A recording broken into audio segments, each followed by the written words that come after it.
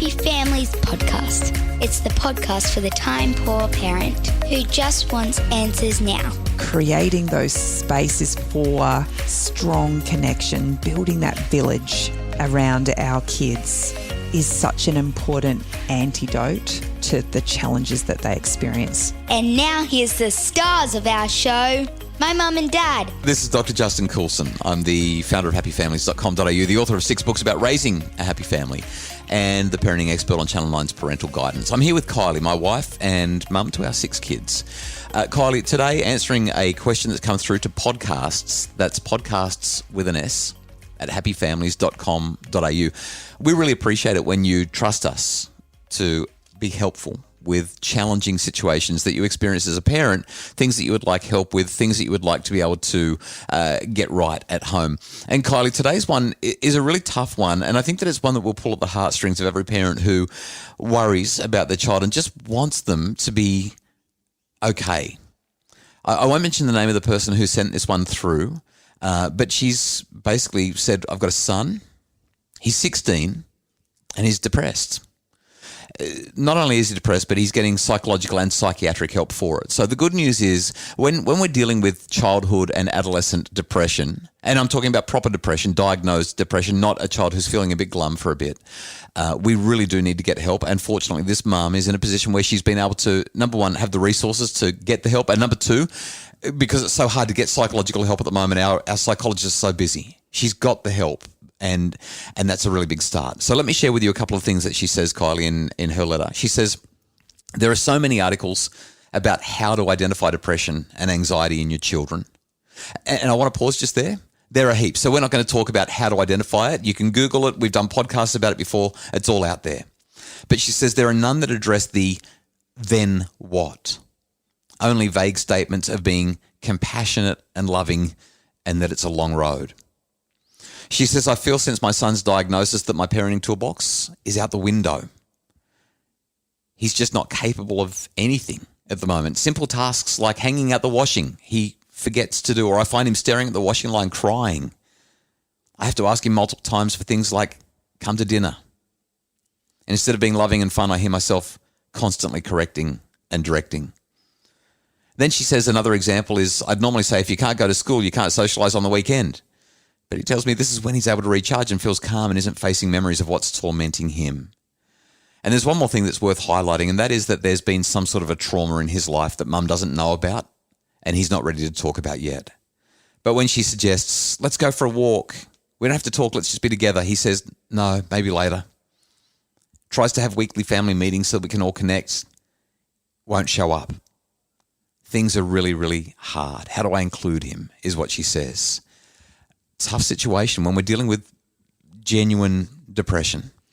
I think for anyone who has experienced depression in their home specifically, would attest to just how hard it is to be the person on the other end, watching a loved one suffer in usual silence.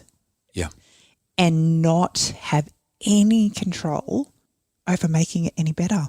Yeah, and we've had firsthand experience of this in our families, and it's extremely hard. Not just that. I mean, you've particularly been involved with several friends who have suffered deeply and profoundly at the most extreme ends of this. And as a person who is not in a space of depression and watching somebody else grapple with the simplest tasks and just not be able to take the next step or to function on a day-to-day basis, it is so hard to fathom that they can't just get up and have a shower, that they can't just get up and feed their children, that they can't just get up and, scrub the floors because there's food everywhere. It's so hard when you're in a good, healthy space to understand how someone could find the simplest day-to-day tasks literally impossible. And depression in your child, I mean, just so heart-wrenching. This is a really tough thing. So I hear this mum and I hear her just saying, I just want to make it better. I just want to alleviate this burden. And there's also the thing that you said, the why. Like, why can't he just pull the peg out of the basket and hang the washing on the line? Why can't he just do the job? Why can't he just come to dinner? Why can't he just go for a walk? Well, I think there's another level to this as well, though. There's been a trauma. He's acknowledged that something has taken place and he's not able to talk about it. And as a parent, feeling that your child doesn't have the capacity to share with you, whether it be hurt, joy, satisfaction, it feels like there's a lack of trust, whether there is or not. As a parent, you don't trust me with that. You can't trust me with that. And that hurts.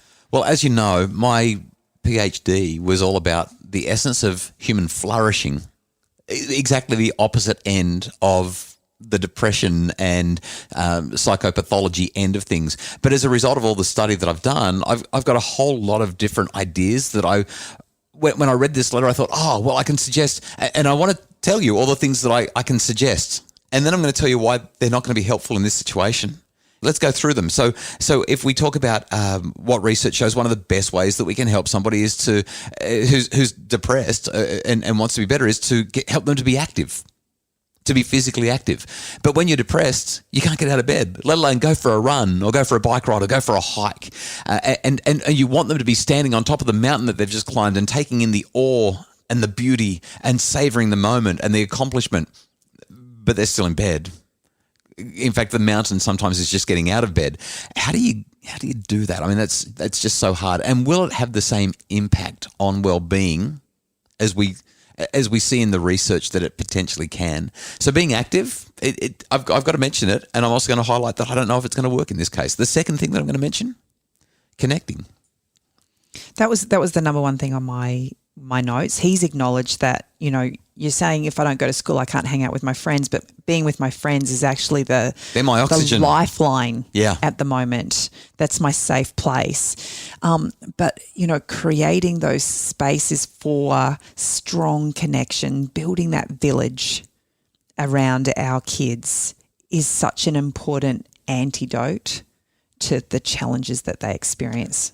My sense, though, is that in a situation like this, connection, while I said I'm going to mention a handful of things that should work but probably won't, connection can, but it might not be with you. It might be that things are too raw, things are too hard, and as much as you want that relationship, we've got a teenage boy who he probably needs to have good people around him that he can connect with other than a parent. This is where aunties and uncles step in. This is where good neighbours or church leaders or scout or sporting leaders or someone in the community steps in, amazing teachers at school. These are the people who step in and say, hey, you're having a really tough time. My mentor and our wonderful friend, Wally Goddard, he talks about how when he was a school teacher many years ago, before he went and did his postgraduate work and became an academic, he talks about how as a school teacher, a young boy in his class came to him and asked him if he'd go duck watching or duck hunting or something like that. And Wally was like, why don't you do that with your dad? And the little boy, or I say little, he was a young teen. He said, oh, my dad's too busy. I thought I'd ask you. And Wally had the presence of mind to realize this boy was making a bid for connection. He wanted an adult male in his life who could be a role model because dad wasn't available.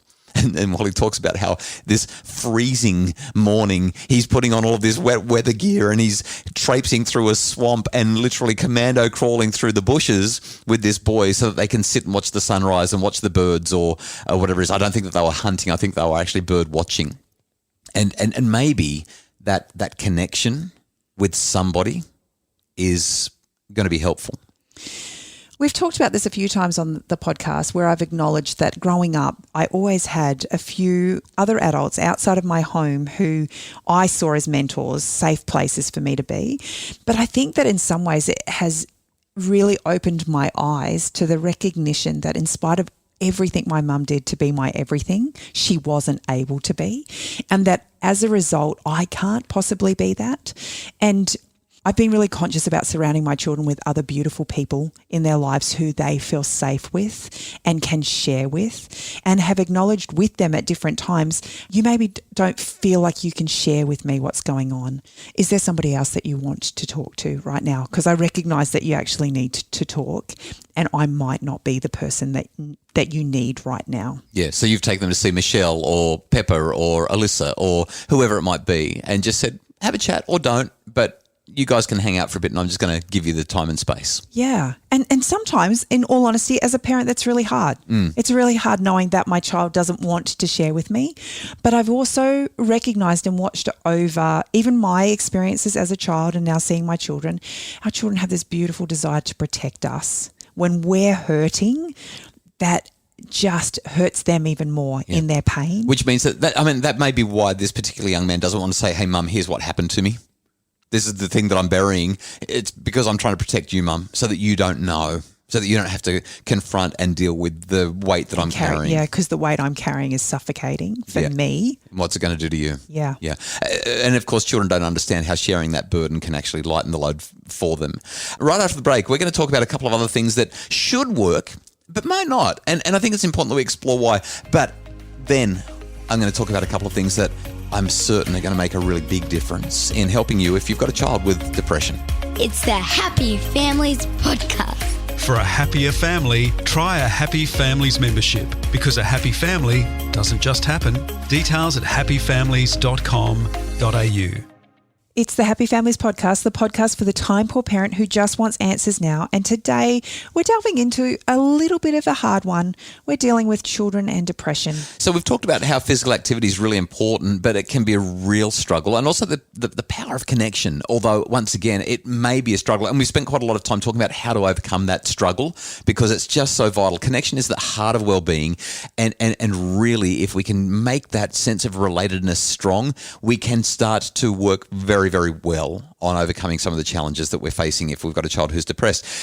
There's a couple of other things that the research points to that I think are really powerful antidotes to depression. One of them is curiosity, an ability to learn, a desire to develop understanding. There's so much research that highlights this as a powerful strength. And so Todd Kashdan at George Mason University, Martin Seligman, one of the grandfathers, or the father, I should say, of the modern positive psychology movement, they all point to this idea of curiosity and learning to make things better. And the next one that's definitely worth pointing out is being mindful. Problem is, you don't really want to sit in your silence. You don't want to be mindful when you're depressed, and you certainly don't want to get excited about learning. Like, they're really hard things to do. And yet, if we can step into a present state, because let's face it, depression is usually feeling awful about what's happened or awful about what's going to happen. So research shows that these things work, but they're really hard to do when you're depressed. It's really hard to be excited about learning when you're depressed because nothing's worth learning. Nothing's positive. I'm not curious about anything. I just want everything to finish. And it's also very hard to be mindful and present because if I'm going to be here right now and focus on the here and now, well, the here and now is awful. I hate it. And the past was terrible and the future is going to be horrible. So it's really hard to get into that gratitude, mindfulness, savoring kind of space as well. It's all just very, very challenging. So, Kylie, what I think is, from a research point of view and also from maybe a philosophical and moral point of view, the best thing to do if you're depressed is to find meaning in life. The essence of human flourishing really is about meaning. And you don't tend to be inclined to find meaning in life. And if you say to your teenage son who's depressed, you just need to find some meaning in your life, they're going to, that doesn't even make sense to them. But the way that we find meaning usually is by doing something for other people. One of the most powerful ways that we can develop a sense of meaning is by identifying what we can do to make life better for someone else. And I don't know how much research there is out there now that points to volunteering, helping, autonomous service that really makes a difference in helping people to work through their depression. Because when you're depressed, your focus is all on you. But when you're serving others, you don't think about yourself at all. You just think about other people. Finding service opportunities, especially for a teenage boy, finding an opportunity to contribute in the community, to make a difference, is going to be hard. I don't know the best steps to do that. But what I do know is that when we or our children start to help other people, three things happen. Number one, there's a strong sense of community, a sense of relatedness. Relationships are built when we start making a difference in people's lives. Number two, we actually start to feel competent and capable. We feel like we've got a sense of control and capacity in our lives. See, when we're depressed, we feel like we can't do anything, nothing matters, can't make a difference. But all of a sudden, we've got evidence that we are making a difference. This is working. And these things combine to bring meaning. We look at what we're doing and we're seeing the change that it happens and we feel good about it. One of the best antidotes. It's not a cure-all. It's not a silver bullet. But one of the best antidotes, I think, to depression, especially in our kids, is helping them to make a difference in someone else's life. I love it. And I know that as we've gone throughout our lives, and I have experienced from time to time, depressive episodes, for me, the one thing that has got me out of those dark spaces is just finding the capacity to reach out to somebody else. Other people. So to the anonymous podcasts at happyfamilies.com.au emailer, we hope that this has been helpful, helping them to be active, to connect with others, to be mindful, to keep on learning, but most of all to find meaning potentially through service in the community. These are evidence-based, empirically acknowledged potential strategies and solutions that might be helpful for your son. We really hope that it helps. And if you are experiencing depression or your children are, Kids Helpline and Lifeline are there to help you. You can get their numbers by Googling. We'll also include their numbers in the show notes. The Happy Families podcast is produced by Justin Rulon from Bridge Media. Craig Bruce is our executive producer. And if you would like more information about how you can make your family happier, because a happy family doesn't just happen, please visit us at happyfamilies.com.au and check out our Happy Families memberships.